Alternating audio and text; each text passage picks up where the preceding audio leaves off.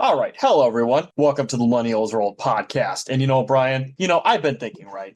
I think you and I could both argue, Brian, that we are living in marvelous times. Would you agree with that, Brian? I would say that we're living in marvelous times. I might even say that we are living the Marvel age because of all the wonderful modern marvels that we see every day. No, absolutely. I would say ultimately that we live very much in marvelous times. And speaking of Brian, you wanted to cover this week Marvel Ultimate line of comics from the 2000s to like the mid 2010s. Why did you want to cover that? So, first of all, those came out at the peak of my original comic book fandom, for lack of a better word. So, 4 to 91, the Ultimate line starts coming out really in 2000. So, I'm already buying the main Spider-Man comics, but also the Marvel movies are starting to come out. And at the time, they're popular, but it's still a pretty niche thing to be like into comics. But you started to see what we call now the MCU, and like comic book fans have always called it the Marvel Universe. That's not new, but the MCU as like a cultural kind of juggernaut starts to really take place at this time. It's not a film studio yet, but I would argue that that kind of starts taking shape with the Marvel Ultimate line of comics. And the Okay. decline in the MCU films kind of mirrors the decline of the Ultimate line in some ways, and in some ways not. All right, fantastic. So without further ado, let's get more in depth with this subject. But before we get into our subject, Brian, let's bring back our segment, Cringe Generational Cringe Millennium Moment of the Generational moment of the week. Week. Woo! Yeah! All right. And Brian, you did want to talk about something that I am definitely far more familiar with. Well, I shouldn't say far more familiar with, but definitely more familiar with than the Marvel Ultimate line, which is the Marvel Cinematic Universe and its recent decline. Now, to be clear, I don't think either of us have really ever been fans of the MCU film line. Is that correct, Brian? No, I mean, I grew up, as I've said, big comic book fan. I'm going to be honest, once the Avengers movie started coming out, I was pretty much, for the most part, I was done actively reading new monthly superhero comics. I think the only Avengers film I've seen, the first Iron Man, those movies came out, and I'm going to sound like a pretentious hipster, but even at that time, I remember going like, this is kind of a format and a style that's not for me. I was a big fan of the Sam Raimi Spider-Man film, its sequel with Doc Ock. I enjoyed the Singer X-Men films, but I saw the Avengers things coming out, the Hulk movie with the guy from American History X. I saw the beginning of the franchise, and it just kind of the same way I am with a lot of prestige TV. I just was like, hey, this is not an aesthetic or a writing style that is for me. I was already kind of moving more towards like different stuff. And I've only seen a handful of actual MCU movies in that time. I saw a few at their peak, and I tried to see a few in the last few years. But I mean, for a moment, they were inescapable. No, honestly, I totally agree. Like, I think I only saw, if I'm not mistaken, I think I saw the two Doctor Strange movies, and that was literally it. And the only reason I saw the first Doctor Strange was because I wanted to prepare myself if there was anything going on with the second one, because the second one was directed by Sam Raimi. So I wanted to Right. basically be in line with the Sam Raimi filmography. So that's the only reason why I watched that first one. But either way, I don't think I watched another MCU movie in the, Iron Man to now universe of the MCU. I don't think I have, genuinely speaking. I saw the first Guardians of the Galaxy, which I thought was pretty fun. I enjoyed that. Did see the Spider-Verse, the animated movie, which I enjoyed. I'm a big Spider-Man fan, still to this day. Just I love that character. I love that sort of world. But I enjoyed that Into the Spider-Verse movie a lot. But that's not really MCU, right? That's a different studio, kind of a different thing. But yeah, I thought that was good. No, I totally agree. I think that Into the Spider-Verse definitely is not the same thing as MCU, at least in my personal opinion. I mean, obviously the Tom Holland Spider-Man movies are MCU, but yeah, Into the Spider-Verse, that was one I saw, and I only saw that one, to be honest, because Nick Cage was in it. But it was also a very Sure, good sure. movie. I will not disagree with that. It's Very, fun. very good film. And, talk about, obviously, because I feel like this is something we're going to come back to when it comes to the MCU and its decline, really. But one thing I really want to say, particularly, and this is a criticism we've had of the MCU for literally like fucking 20 episodes now that we've talked about the MCU movies, is that they keep costing more and more, and they look worse and worse literally every movie. It's genuinely shocking. Like, every time one of these movies comes out, there's always some short video clip that gets posted on Instagram or Twitter or YouTube, wherever I just see it first, where it's like something you and I could do in fucking fucking CGI. Like, it's literally that goddamn bad in a $300 million movie. And it's like, literally, how does this look worse than The Backrooms? A movie that was made for $10 million, made by a 20-year-old. How does this look worse than that? And why? Because, okay, so for me, the peak of superhero adaptations is, I think we talked about this before, the first two Raimi Spider-Man films. Now, those are big budget films. They use a fair amount of CG, but they certainly are nowhere near the level of budget of the fucking Avengers movies, which were, funded in part by the American, military apparatus. So why do they look like such dog shit? No, it's genuinely shocking. Like, genuinely, the CG from those early fucking 2000s military ads where soldiers fighting a dragon look better than some of those screenshots and, short clips. It's genuinely that fucking terrible. And, I don't need to necessarily glaze Kane Parsons too much more, even though I did really like the Backrooms movie. But, genuinely speaking, his works on YouTube when he was a literal child look better than most of the MCU movies. That is just how bad most of these fucking movies look. Genuinely, a kid doing this shit in his bedroom with the help of his slightly famous dad is making better content for free on the internet than people who are making $300 million fucking movies with giant actors in it. It's crazy. Yeah, it really shows the level of contempt that within the last 10 years or a little bit more, the studio has developed for its audience. Because I didn't care for the Avengers movies, but I understand that the appeal of them was that they really took their time. They built a world. They take 4 films, individual characters. You get all of the characters fully realized. The world is really fleshed out. People that were into those movies, they really felt like they were within the world. And they really felt like a lot of care was taken. And, to some degree, I'm sure it was. To some degree, a lot of care was taken to interpret the source material. So as the movies become more and more successful, more and more ubiquitous, it seems like the studio kind of takes that for granted. So that first wave of Marvel MCU movies that everyone loves, even though you and I didn't really, they sort of just regurgitate the formula, regurgitate the style with less and less effort. They just assume that their audience isn't going to notice. It's possible for a while that their audience didn't notice because it seemed like they were just cranking those fucking movies out. They all looked exactly the same to me and people just flocked to them. But at a certain point, they started coming out and people just stopped talking about them. Probably the mid-2010s. In retrospect, by the mid-2010s, it's kind of over, right? Yeah, I would say by the time that, around the time WandaVision came out and around the time that, Doctor Strange movies came out, around that general area, that's generally when people stopped talking about it. So I would say very late 2010s, very early 2020s, really COVID. I think COVID kind of killed it, to be honest, as COVID killed because basically those are theater a lot experiences. Of cultural... Oh, absolutely. I mean, the way that COVID killed a lot of cultural touchstones, not even just cinema, obviously. But at the same time, COVID, I think really killed the MCU's cinematic dominance. But you know what? Speaking of things that are dominant in other fields, but very related fields, let's get into the subject here, because I really do want to get into this. Because honestly, Brian, when you first talked about the Marvel Ultimate series, I thought you were going to talk about Marvel Ultimate Alliance. And I'm a video game from 20 years ago, people barely remember that I played. I genuinely thought you were talking about Marvel Ultimate Alliance 1 and 2. Then I looked it up, and of course you sent videos of it. And I'm like, oh, this is not even remotely what I thought it was. So just to set the stage for a little bit, we did a previous episode on the comic book boom and bust of the 1990s. It's important to understand that, to understand why the Ultimate series emerging, what it did, and the level of success and the level of care that it initially had is so important. But long story short, after the comic book bust, after all the speculators leave, after the industry's basically in shambles, Marvel, which had long been the premier comic book company, is literally on the verge of bankruptcy. So in the second half of the 90s, they're hanging on and they're trying to pick up the pieces. There are a couple of particularly Spider-Man stories in that era that I think are really good, that are mostly forgotten. It's a lot of X-Men, it's a lot of Spider-Man, it's a lot of trying to push their big characters forward. They're kind of directionless, and a lot of people are looking at the boom was really good. You got a lot of new readers, not a lot of them stuck around, but a few new people were coming in. But the issue that we're seeing now is a lot of these characters are going on 35 years old. And remember, comic book continuity to those mainstream superhero nerds, which I was one, and still I think that's a big part of my taste is informed by that. They love their continuity. They hate the continuity. They think it's annoying. It's a pain in the ass, but can't get rid of it because that's what the character is. You've now invested so much time in that continuity that to dissolve it would be a slap in the face. So the company is carrying around this continuity like an albatross, but that continuity is part of the brand, part of these very valuable IPs. A new editor comes in and says basically, we need a jumping on point for kids that's relevant to them, that is modern. Because in the late 90s, literally right before Ultimate, Marvel had tried a few things called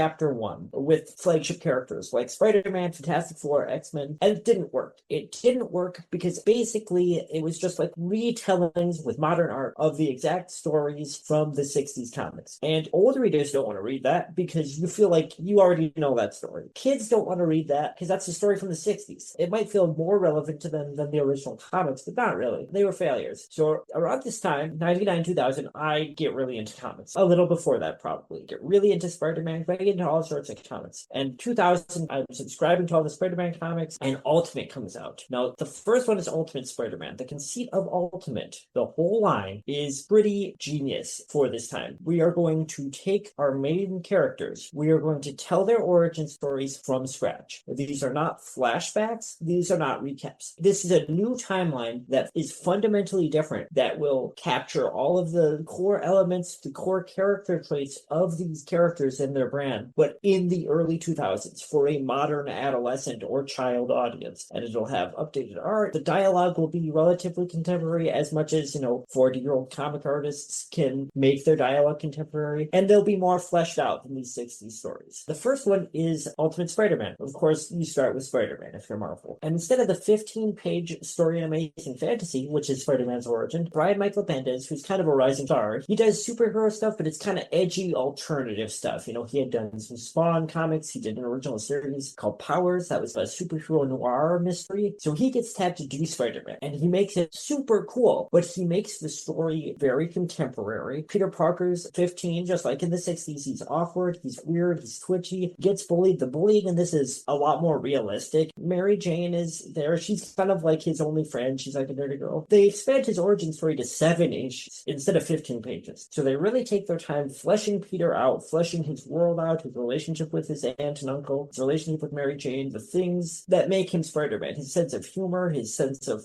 guilt and things. And it all takes place in 2000. It's a 15-year-old in 2000 New York suburbs. It's like a surprise hit. I am already a Spider-Man fan, but now I have a jumping on point. I have a thing I can start at the beginning, and it's kind of speaking for me. And I have to assume that a lot of people my age or a little older felt that way. Maybe you've always liked Spider-Man. Now you've got a Spider-Man that is yours. That doesn't have 40 fucking years of baggage that you need to educate yourself on. You're here at ground zero and you're along for the ride. And he's still the best Ultimate writer. He does Ultimate Spider-Man the whole run. It's very good, which we can't say for all the Ultimate titles. And Ultimate Spider-Man informs a lot of Sam Raimi's first 2 movies. Of course, Sam Raimi also takes a lot from the original Spider-Man comics of the 60s, but it's very clear that he was, someone was showing him the Ultimate Spider-Man comics and showing him that as an example of how he could update and make the character contemporary. My thing is that the more you describe it and how it is very much an inspiration for Sam Raimi, right? The way you're describing it, because the first Sam Raimi movie especially is fairly gritty, especially by early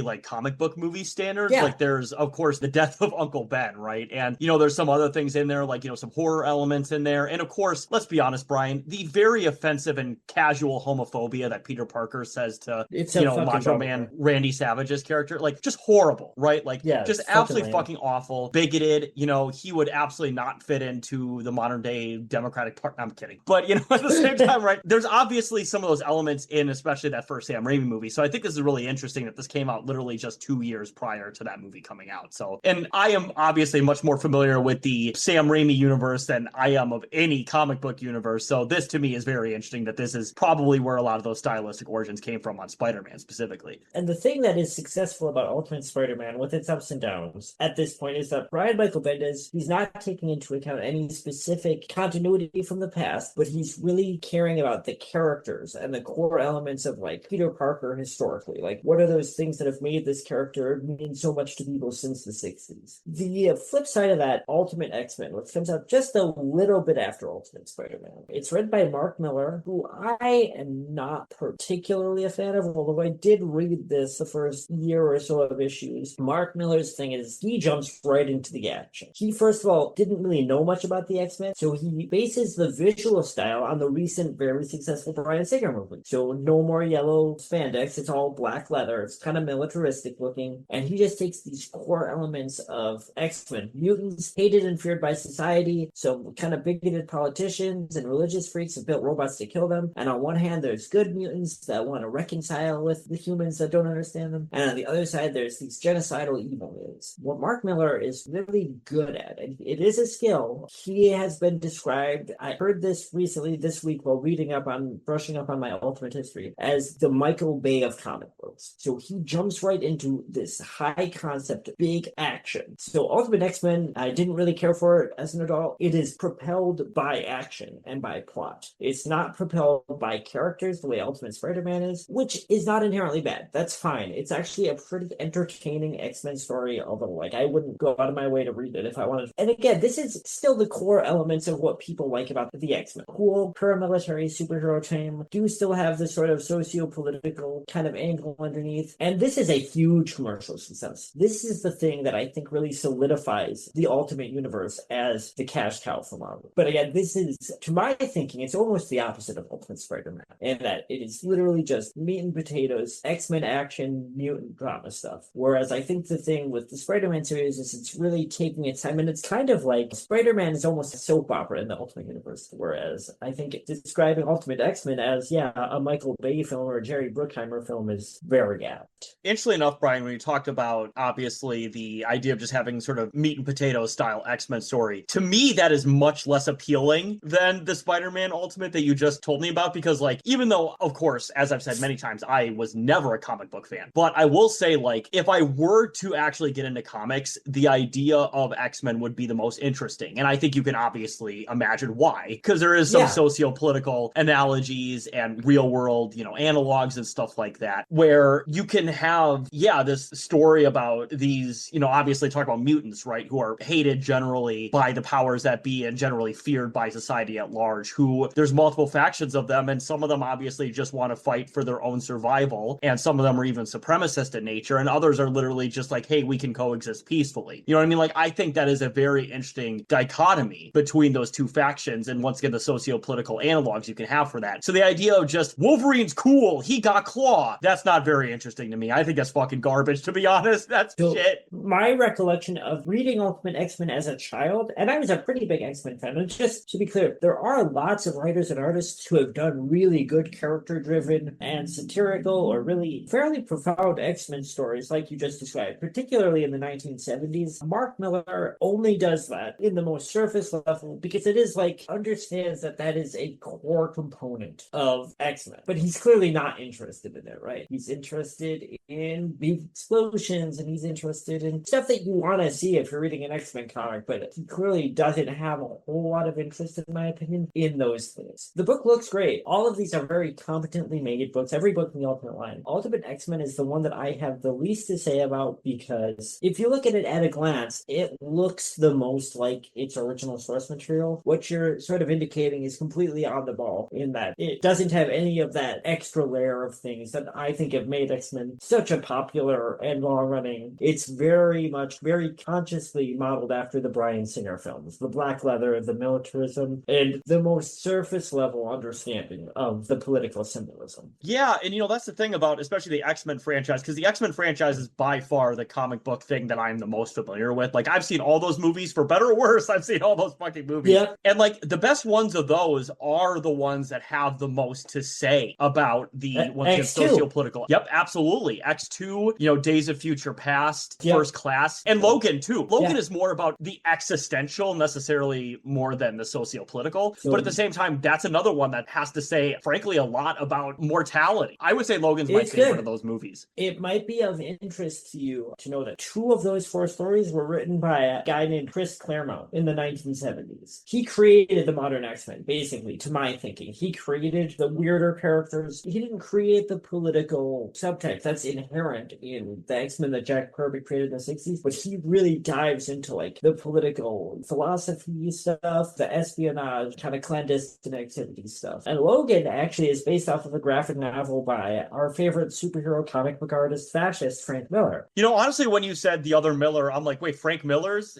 having a comeback, but it's like, different Miller. Talk about Wolverine though, right? Like, the thing about Wolverine is that he is, even though I made the, disparaging remark earlier about, Wolverine, he got Claw, but like, the thing is that like, if I'm going to see like balls to the wall, gnarly action shit, I do want to see it from Wolverine. One of the best licensed He's the best he is at what he does. Oh, absolutely. One of the best licensed video games ever is the X-Men Origins Wolverine video game. And of course, X-Men Origins Wolverine Wolverine is one of the worst superhero movies ever. But like the actual video game is so fucking good. Like I remember playing that game probably 17 or 18, and it is fucking gnarly. Like every fucking minute he's just tearing apart some like nameless soldier. It's something that like you would see in like a PTSD flashback of somebody who had Logan's escapades throughout the many centuries he's been alive. And honestly, on top of it too, a game that has been literally teased for like almost a fucking decade now, the Wolverine video game by Naughty Dog, I think, is coming out soon. And like that game's been teased forever. And it's basically a modern version of X-Men Origins Wolverine. So I do want to see that really fucking bad. But the rest of the X-Men characters, I want to see more substance from them. I'm just being honest. But Wolverine, I'm like, okay, you could be balls to wall action. That's fine. I will see that. Well, I would argue that Wolverine, even though he's the most popular comic superhero ever by a pretty wide margin, and he's more recently created than Batman, Superman, or Spider-Man. He's in the same level of kind of iconography, and I would say that in terms of just selling issues by being on the cover, Wolverine's got all of them beat. And I think the reason for that is because surface level, to put it in the most vulgar way, he's absolutely badass. He's scary looking, he's cool. I think when you start reading Wolverine comics, a lot of the best Wolverine stories, they do kind of get into that sort of existential nature, you know, not really knowing what he is, not really liking what he is, having sort of a level of compassion and idealism, but, you know, also having all this trauma and his violent tendencies. But I think that, and then once you read a lot of writers doing that stuff, it really has burst him into another level of hero. And again, I only read this week in preparation, I reread the first volume, the first 6 issues of Ultimate X-Men. I don't think Mark Millar does any of that, really. It's very much action movie go boom. If you're a kid, like I was reading it, like I thought it was cool when I was a kid. It's just a cool X-Men story. But I understood that it wasn't as good as the X-Men stuff I had read from like the 70s or whatever. And reading it, no, I really wasn't a fan. I was actually going to ask Brian, so because you did recommend a video for me to watch, is the next one you're going to be talking about here, is it the Hulk one? Yes. There are 4 main Ultimate titles, and I'm going to go over them just briefly today, just the ground level floor of what the Ultimate Universe was. And this next series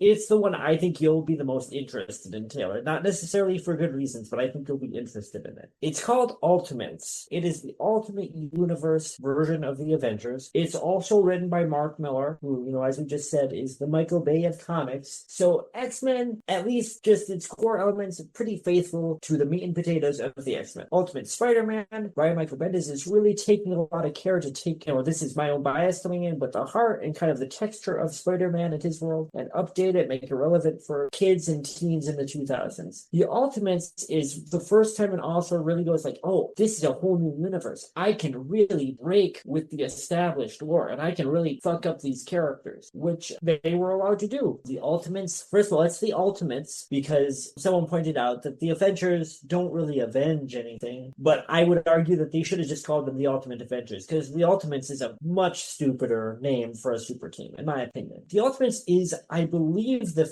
first post 9/11 Ultimate title, and it's very present in the vibe and the texture of the story, in some ways that are intentional, and in some ways that I think are not. You've got your core Avengers team are all here. Thor, Iron Man, Hulk, Captain America, the Wasp, Hank Pym, Nick Fury, but they're weird. So Steve Rogers, Captain America, is unthawed after being a super soldier in World War II, and his whole thing is that he was made to embody this very conservative, patriotic ideal, and he's coming up, you know, the 2000s, and he feels this weird conflict of being like a man out of time, and in some ways like thinking like, oh, all these like kind of like traditional ideals that I was told they're what I'm fighting for, they're kind of outdated and no one really cares about them, and like I don't know if that's good or bad. Pretty interesting premise for Captain America if someone that wasn't Mark Millar was writing it. Like, you know, it's not bad. It's a pretty good theme. The Hulk is really amped up to be like, it really plays up the Jekyll and Hyde thing. So Bruce Banner, who's mild-mannered Bruce Banner, still in this version, becomes the Hulk. He's not like a mindless, like caveman type Hulk smash guy. He can speak like full English. He's just like a total violent psycho who just all of Banner's repressed resentment from being like a nerd coming out. Again, pretty interesting, but it's Mark Millar. It's not the best version of it. These 2 characters, you might be seeing a pattern, which is that Mark Millar is being a little bit of a smartass, maybe being a little bit of an edgelord, trying, in my opinion, to maybe do an Alan Moore thing, but without any of the level of talent that Alan Moore has. That really comes out in Thor. So Thor, in the Ultimates, is a new age health guru, hippie, granola asshole guy who's also a millionaire, and nobody knows if he could really be the son of Odin. He could also just be a crazy guy who's leading a cult. Sort of a commentary commentary on like consumer culture and personal branding in the 2000s. Tony Stark, Iron Man, is comic version in the 70s. He's a functioning alcoholic. He's also an unrepentant womanizer. This is one of those things where in all of these cases, it sounds like Mark Miller, he's kind of criticizing things, being a little satirical. He's being a little bit like, here are these beloved superheroes, but what if they were actually assholes? But the thing that doesn't work about it is that he thinks this is kind of cool. Reading it in the current day, it feels very try-hard and it feels to me pretty ugly. There are things about it I respect. In, I believe, the 1980s, in the Avengers, Hank Pym, Giant Man, or Ant-Man, and the Wasp are married. And in the 1980s, there is a story where Hank Pym domestic abuses the Wasp. It's a dramatic moment, and then it's also, he's like, I'm frustrated and I wasn't taking care of things as a husband and I made a mistake. And it's not handled very well. Marvel just tried its best to push it under the rug. Mark Miller decides to go, actually, I'm going to make this version of Hank Pym a super abuser. This is like a plot point in the Ultimates, is that one of our superheroes is constantly domestic abusing his wife and ignoring her.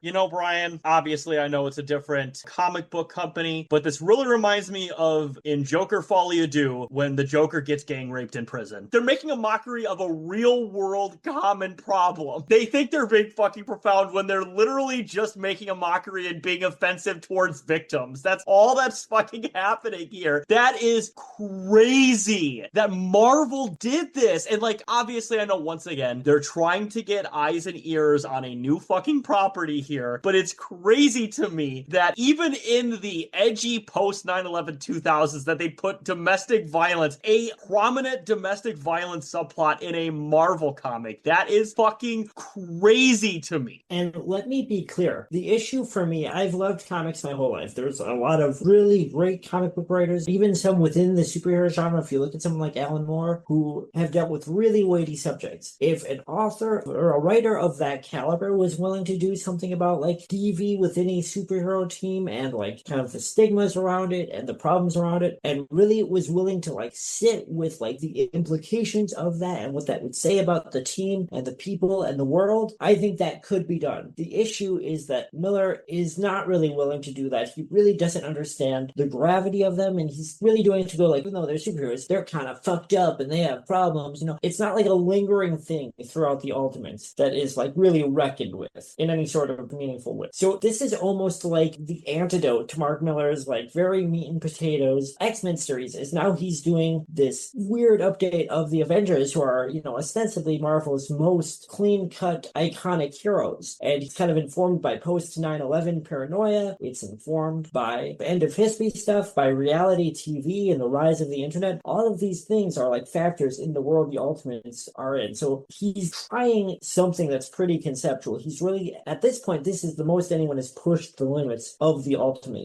Universe. If you look at the character designs for Ultimates by their artist, I believe his name is Brian Hitchens, he did some very clean, very interesting redesigns of all of the Avengers for this title. Those redesigns form the visual language of the first two Avenger films. Even though those films really tonally, they don't go where this graphic novel goes, they go for a much clean-cut Avengers story. The visual language, the modern visual updates of the Avengers that are done in here are what led to the look and the aesthetic of the first MCU films. No, absolutely. And then the Ultimate series here, 4 of 4. Do you have that lined up for us? Yeah, so there is a final series in the first wave of Ultimate. It's not so much important to what Ultimate became, it's actually kind of interesting. It doesn't fit in with what the universe would become. It's called Ultimate Marvel Team Up. It's also written by Brian Michael Bendis. The idea was, right, the Ultimate books are this huge hit. Ultimate Spider-Man's taking off, Marvel's really happy with it, and they say to Brian Michael Bendis, we want another Ultimate book, we want you to write it. And he comes back and he says, I want to do Marvel Team Up, which was a series in the 1970s and 80s where every issue Spider-Man would team up with some other assorted hero from the Marvel Universe. Sometimes it was someone like Captain America or like Iron Man. Sometimes it was someone like really obscure, like Moon Knight or something, right? And it would be a one-off story, it'd usually be 1 or 2 parts, and it would change writers and artists every issue. And so Bendis is like, let's do that in the Ultimate Universe. And then his premise is every story will be either 1 or 2 parts. It'll be the introduction of a different Marvel character in the Ultimate Universe, and we'll get comic book artists who don't typically draw super mainstream superheroes to do a story. I'll go to an artist I like, I'll say, what's a Marvel character you've always wanted to draw? Whoever they pick, I'll write a story around. The first few issues involve Wolverine, and then the Hulk, and then Iron Man, and then the Punisher. The introduction of a lot of big names names to the Marvel Universe. The problem, Brian Michael Bendis does not write like anyone else that did a Marvel comic. He's not so interested in this edgy new Millennium stuff. He's interested in like the core of Spider-Man and the core of kind of like these characters and how do we make them modern. The second thing is that tonally what he's doing is a much more traditional story of the week adventure thing. It creates problems because the artist he works with say they want to do the Hulk. The beginning of Ultimate Hulk is not written by Mark Miller for the Ultimates, which becomes the Ultimate version. It's written by Brian Michael Bendis, who makes him like this sweet, childlike, misunderstood monster. It's a much more traditional Hulk. Because the Ultimate Universe is like a new universe and they want to make it consistent, it clashes with it, and it has to be canceled because of that, even though it's actually a very fun series. And you can tell it's Mark Miller giving a bunch of kind of alternative artists a foot in the door at Marvel, but it can't really exist for very long because as the vibe of the Ultimate Universe gets refined, it clashes with that. Now that leads to, I think, one of the things that I want to talk about. What's the core issue that leads to the creation of Ultimate Comic Books? It's 40 years of continuity, right? It's everything being confusing, it's everything being overwrought, and people want a fresh start. Fans want a fresh start, and writers want a fresh start. But they've decided out the gate, the Marvel Universe is a new universe. It's got a tone, it's got a vibe. So after about 2 or 3 years of that, as they introduce more titles, and they do introduce more titles, what starts to happen? Well, you get the same contradictions, the same overcomplications, and eventually you start getting crossovers. So crossovers are the same thing that makes the MCU suck, right? It's the insistence that everything has to tie together, and you need to see all of these different movies, read all these different comics to get a whole story. Because Ultimate Marvel is based on this cinematic thing, they keep upping the ante. This is over the course of years. So for this episode, we're really just talking about the first couple of years, those first 4 comics. But it's interesting to me that the thing that Ultimate was created as a solution to, it was ultimately like Marvel couldn't bring themselves to not fall into the same trap because they were so used to like doing this continuity thing and doing this fan service continuity world building thing. Did you watch anything about the video about Ultimatum that I sent you, Taylor? Were you able to see any of that? The only video that I watched was the one that was like 26 minutes that went. Ultimatum, a few years down the line, all these series are going on for a while. And in my opinion, Ultimate Spider-Man is the only one that is a success at this point. And even that has ups and downs, some pretty extreme ups and downs. So Ultimate Spider-Man was the last comic book that I was actively following month to month into like high school. So I read that until the first volume ended. Just to be clear, that entire volume is written by Brian Michael Bendis, so it's very consistent in that way. And it ends with Peter Parker's death. When the next volume, which I still haven't read today, picks up, it's the introduction of Miles Morales. So the Miles Morales character from, the Spider-Verse films, he replaces Peter Parker, who dies in the Ultimate Universe. So I read Ultimate Spider-Man all the way up to Peter's death. I was already kind of out of comic books, so that seemed like a good place to get off, to not continue at that point for me.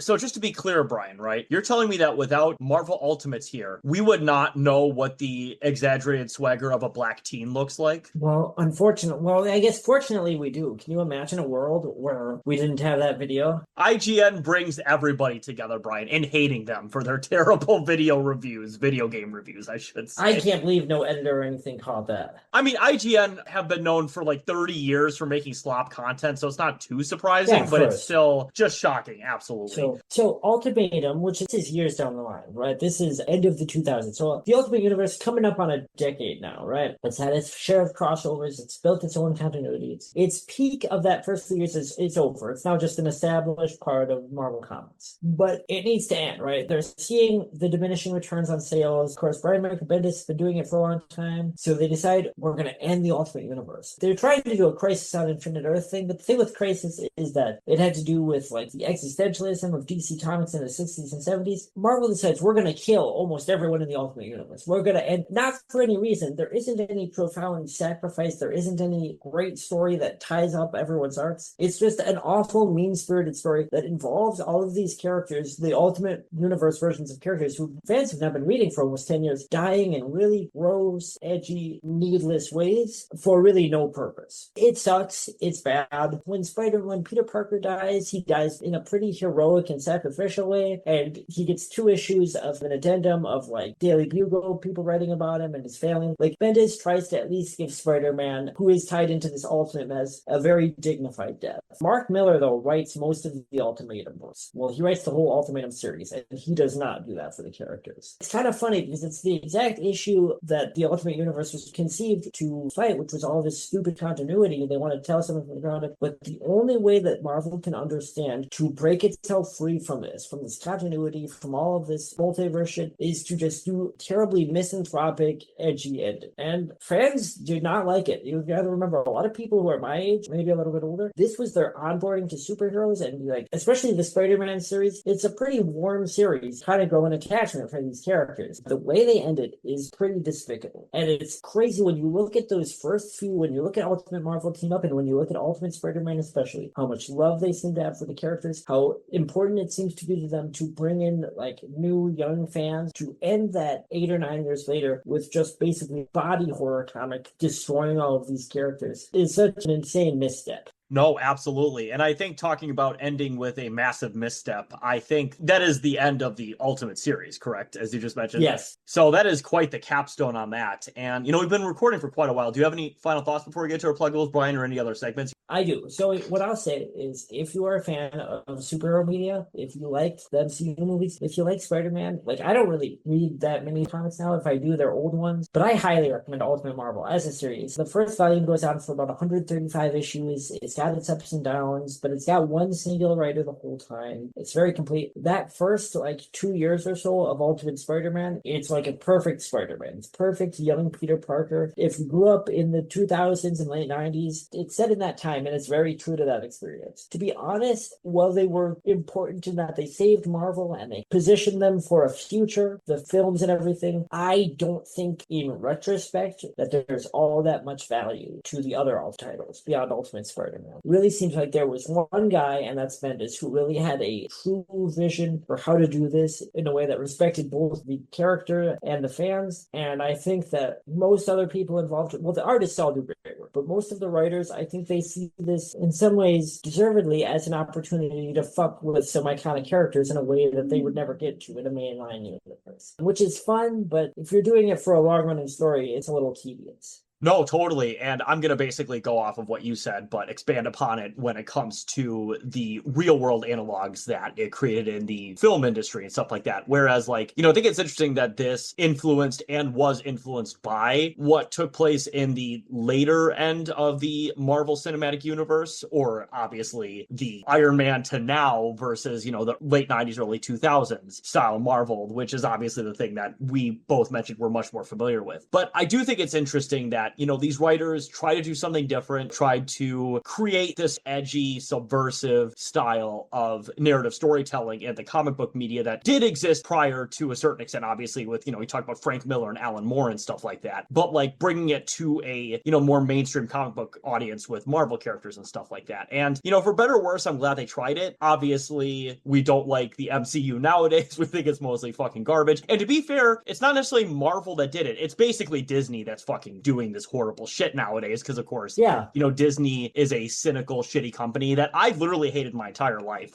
I was an OG hater of Disney. I remember going to Disneyland at 8 and being like, this place sucks, I want to leave. That's how much of an OG Disney hater I was, okay? This is a genuine true story. I went to Disneyland when I was 8 years old and I said, I hate this, can we leave? That's how much of an OG Disney hater I've been. So all these people that hate on Disney adults now, look at me for inspiration, motherfucker. But the thing about Disney, right, is that Disney have really destroyed Marvel. And we'll get into that in a later episode, but I'm just going to have this basically as a spoiler for that later on. But Disney have done everything to Marvel to really ruin the legacy stuff that exists. We talk about Marvel Ultimate, which Marvel Ultimate, even though I did make fun of it, was a kind of forgettable game, but it was actually a pretty solid mid-2000s action game that you can't buy anymore because fucking Disney fucked it up. And they refused to give it to Steam or any other, video game hosting site because they have those precious characters that they don't want to fucking license. And on top of it too, talk about my pet interest of fighting games in the fighting game community. For years and years and years, it was basically seen as an impossibility for MVC 1 and 2 to ever get re-released because Disney didn't want to be like, well, we'll pay Fox or whatever for the 2 characters that they still have to whatever. We'll buy the rights for this one video game to release it and we'll make $50 off of it or whatever. But now they finally did as part of the Capcom fighting game collection. But either way, that was a game game that was never going to be re-released ever again. A classic fighting game, maybe the ultimate, no pun intended, ultimate 2D fighting game you could possibly think of, was basically in no man's land out of print because Disney wanted to fucking keep the rights to themselves. So that's why the MCU mostly sucks, to be honest. Like, obviously some of the stuff that was created in this Marvel Ultimate thing made it worse and was kind of the, I guess, seedlings for why Marvel later kind of sucked, but Disney's ultimately the reason. So that is going to be my preview for a future episode on the shit that is the modern Marvel Cinematic and Marvel Universe. To piggyback a little bit off what you said, because I think you're absolutely right. So I think largely in premise, the Ultimate Universe was good. And I think for the first couple of years, it's a pretty entertaining comic. But it does point the path towards the MCU, because it gave them the blueprint for how to take these old characters and make them relevant, which should be like a noble thing. And if you've got someone like Brian Michael Bendis, takes these classic characters and makes them belong to a younger generation. But the way that Disney and the MCU studios interpreted that is more the Mark Miller way, right? More of the Jerry Bruckheimer, Michael Bay way, which of course is going to make more money. No, absolutely, it's going to make more fucking money. Absolutely. And that's, once again, the cynical way that fucking Disney has decided to do this shit, is just make money hand over fist no matter what. And at this point, wasting money on these movies that are cost $300 fucking million and make no money. So either way, there'll be diminishing returns, and thankfully we are finally seeing that. But, speaking of things that don't have diminishing returns, Brian, I think now is the time to end this episode and let's get into our pluggables. So you can follow me at Carlos Chantor on twitter.com. And as well, please subscribe and follow us on both our YouTube and our Spotify channels, where we are uploading every episode simultaneously to both platforms. And as well as, I've been plugging now for the last 10, 15, 20 episodes now, but I have a personal finance YouTube, TikTok, and Instagram channel. One of these days I will upload content to those, maybe by the heat death of the universe, who the hell knows? But either way, I do have, once again, YouTube, TikTok, and Instagram channels that are going to be primarily based around budgeting content. Now, I do have a couple script ideas. I do have a couple just sort of general filmmaking ideas and long form content, maybe even a video podcast about it eventually. But either way, I do have ideas wrangling in my brain. Literally just need to sit down and film it, edit it, and just post it on the fucking internet. But one of these days I will genuinely do that, I promise you. So stay tuned to that, because, as I've said on many episodes now, and Brian will very much attest to this, that personal finance is very much a pet hobby of mine. And as I always say as well, no matter what, I will make non-reactionary video content, because the personal finance space is 99% extremely right-wing coded, and I do not want to add to that toxicity. So if you're looking for a more progressive slant on the personal finance social medias on the internet, then feel free to subscribe and follow me on those various accounts, because I will never sell you or hawk a shitcoin, and I will never tell you that it's your fault you're fucking poor. I will never do that fucking bullshit. I promise you that. That's the one thing I can guarantee. I may sell dick pills, but I will not sell you scam bullshit. They provide a service. They provide a service. I will chew them. I might even get blue in the face after using them, but I will test them. If they are cheap enough, they are part of the personal finance meta that I'm trying to do here. I will review them for you. And also, as I've always said too, I also do have a Patreon that I've now been putting in the episode descriptions for future episodes, and I will add a $10,000 tier, whereas if I hit $10,000 a month, I will fly out to Brian 3 times a year. We will rent a Bugatti, and we will teach Brian how to drive the Bugatti. We will do this. I want you to know how much I don't want to do it. We will do it if we get there. That is the one piece of ridiculous reactionary budgeting content on the internet, where it's like, if you don't have a Lambo, if you don't make $250,000 a year, what are you even doing with your fucking life? That is the one thing I will do as a shit post. I will do that as a shit post. But speaking of people who do not shit post on the internet, as always, the Lucifer and the Father crowdfund. Of course, our good friends Scott Shaw and Robert are creating a fantastic series. We have in the pipeline an episode I literally just finished editing as of today, an episode that we recorded in May. It is now early July as of recording, an episode with Scott where we talked about buddy action movies. And, he's been a great friend of ours. Of course, Sean and Robert have also been good friends of ours. They're making a great series. They need more of our moral and financial support to continue their series. As far as I'm aware of, Brian, they have finished with the post-production, and they're going to, I don't want to say upload it very soon, but upload it at a fairly recent venture. Is that correct, Brian? Yeah, I actually was talking to Scott the other day. We're just touching base, talking about movies, talking about life, or whatever. My understanding is, they're in the process. They're submitting it to Christian film festivals, and then from there, they're going to try to streaming platforms. So right now, they're at the submission process. They're looking for festivals that they would like to showcase their film at and applying for it. Absolutely. That's fantastic to hear. And, as we've always said too with the Lucifer and the Father crowdfund, is that if you, send us an email, send us a YouTube comment, just showing us you donated. We will, within good reason, about 10, 15, 20 bucks, match those donations because we want Scott Ryan Roberts' dreams to become a reality. And speaking of people whose dreams we want to become a reality, Dreams of Freedom, the Luigi Mangione Defense Fund. Now, we're still getting some dicking around from the federal and probably state governments that Luigi is facing in his trial very, very soon. Now, last time we recorded, we said that the federal trial was supposed to begin in September. That was true as of a week ago, but now apparently they're pushing it out to June. So now 2 years after he's gotten arrested, he will finally go to trial. Christ.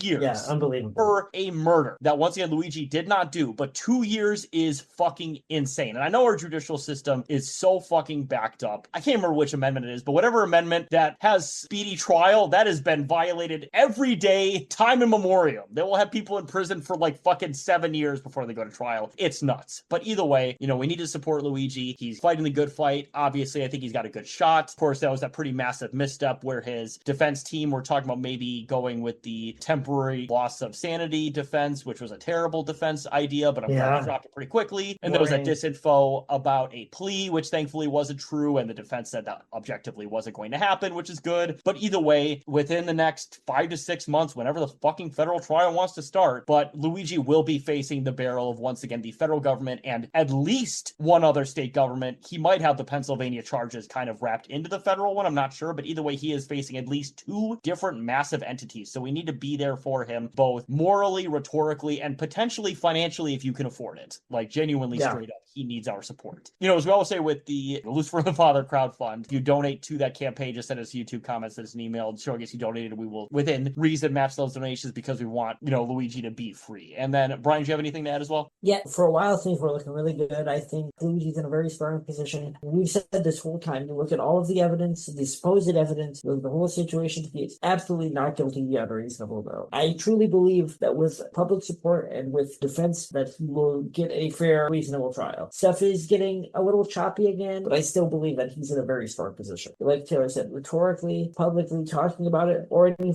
financial support you can give, please do. No, absolutely. And, talk about people who are definitely guilty. The Charlie Kirk shooter, I think, is pretty definitively guilty. That's somebody who they often bring up in relation to Luigi, but obviously there's far more evidence when it comes to the Charlie Kirk shooter. And as of today, I read that Erica Kirk showed up in court for testimony. And unfortunately, because that's a federal trial, there isn't actually going to be any cameras in there. But apparently he was laughing at her during her testimony, which, I mean, if anyone deserves to be laughed at during murder trial testimony, it's Erica Kirk. To be very clear, she deserves to be laughed at. Her specifically. She didn't love him. I mean, to be fair, who the fuck would love Charlie Kirk? He was an unlovable fucking gremlin. And to be fair, she's hardly better. There's someone for everyone. No, absolutely. Actually, believe it or not, Erica Kirk didn't even bother showing up. It was actually just Drewski. That's why he was laughing so much. Drewski very much is the comedic genius of our time, genuinely, because the Joe Jackson and Erica Kirk thing did make me laugh pretty hard. I'm not going to lie. They're pretty good skits. He goes there. He did it. The Erica Kirk one especially, that shit was funny. No, that shit was fucking awesome. But, speaking of shit that's also fucking awesome, we have a Patreon page. Now, at the moment, we don't have any patrons, but become a patron of ours today. We have many great tiers, including the $5 tier, which is where you get every episode 48 hours early, because we always say the first 48 hours are the most important. When you're talking to your normie coworker who shows up every day in their, Marvel snapback hat and their Captain America fucking sweatpants and Thor t-shirt to their call center job as this weird coworker character that we know and that we've talked about many, many times. He's a divorced creepypasta dad who is misogynist, probably bigoted in other ways, makes $9 an hour, and is now obsessed with Marvel slop. And every week he says he's going to go see the new MCU flick. He can't even afford to go to the fucking Marcus Cinema $7 Tuesdays, but he watches a cam rip that he pays a guy at his local restaurant $1 cam rip DVD because he doesn't know how to torrent either. And you talk to him at work, right? And you're like, oh, these guys on this podcast that I'm always telling you about have interesting ideas about Marvel Ultimate. And he's like, you know what I ultimately marvel at? My bitch ex-wife taking my kids because I listen to Mr. McCreepypasta too much talk about Marvel characters being murdered. Getting a divorce because you listen to Mr. Creepypasta too much. It is awesome, though. I mean, to be fair, he was part of that creepypasta grooming gang, so that would make sense that you'd get a divorce because of that. Like, you're such a big fan of audiobooks of creepypastas that you're like, no, I don't believe the allegations. Jeremy, are you listening to that guy who got canceled for grooming minors because he tells creepypasta stories? Like, yeah, okay, fucking Sandra, I did. You gotta separate the art from the artist. And she's like a high-powered lawyer and her fucking like fail husband making $9 an hour at the call center you work at. Like genuinely the world that we've created for this coworker is so involved. It's like a modern telling of like a Van Morrison song. He's like a Warren Zevon character. Warren Zevon, that was the other reference I was going to say at some point. This is the character that I think if Breaking Bad was created now, this is what Jesse Pinkman would be. I'm sorry, this is Skinny Pete's background. That's what this character is, not Jesse. When we make Breakaway Millennials, our old prestige TV series, this is the character it'll revolve around. And then speaking of things that are not tedious like a lot of prestige TV shows, Brian, do you have any pluggables as well? As always, you can follow me at JLobiafa on Instagram and Threads. Also follow the podcast at Millennials Are Old Pod on Instagram and Threads. That remains the best way to contact me regarding the show. If you have a suggestion, if you would like to be on as a guest, even if you feedback, if you disagree with our take, things that we've said about the MCU movies, and you want to set us straight, if you want to do a Gamergate, if you want to do any of that, place to reach us. It's Millennials Are Old Pod, Instagram and Threads. You can also follow us at the Facebook page. That is just Millennials Are Old, 3 words. Doing like some writing projects. Not a Millennials Are Old, Medium, or Substack. I haven't decided which to get. Probably Medium. I don't think I like Substack very much. So when it's up and live, I will let you all know. But yeah, that's about it for me. Heck yeah, good to hear, man. And you know, speaking of things that make us really content, will be the end of this episode. And you know, Brian, speaking of things that are once again marvelous, ultimately, Brian, I'm tired. So have a good night, everybody. Sleep tight, and we will fall asleep just relaxed and content because we got to talk about an interesting piece of comic book history. So have a good night, everybody.